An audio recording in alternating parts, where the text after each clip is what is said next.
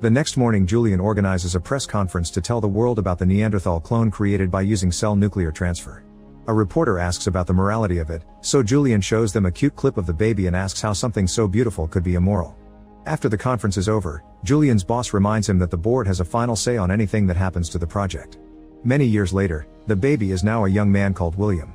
Barbara drives him to the forest and they say goodbye to each other before William leaves for his dad's house.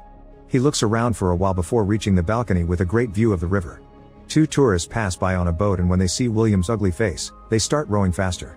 William goes back inside and finds the ancient stone tool on one of the shelves. Suddenly he's startled by a noise, but it's only his new tutor Sarah. She explains Julian is at work and William can't help feeling awkward around a stranger. That night Julian joins them for dinner and Sarah notices William eats a lot, so Julian explains that William's metabolism is different and requires more calories than the average person. After dinner, Julian tells William he's proud of him for following his dreams.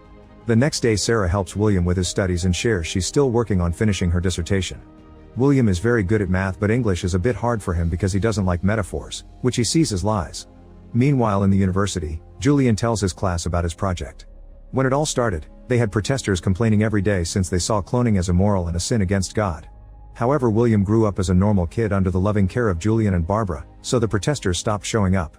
The news stopped talking about him too since they didn't have any interesting clickbait about savage cavemen.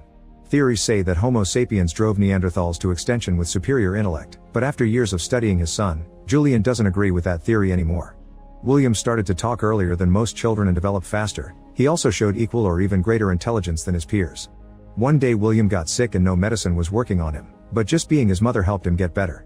It turns out his immune system is very robust and adapts fast, which promises incredible medical applications. After his class is over, Julian remembers the day he and Barbara broke up. William had been growing up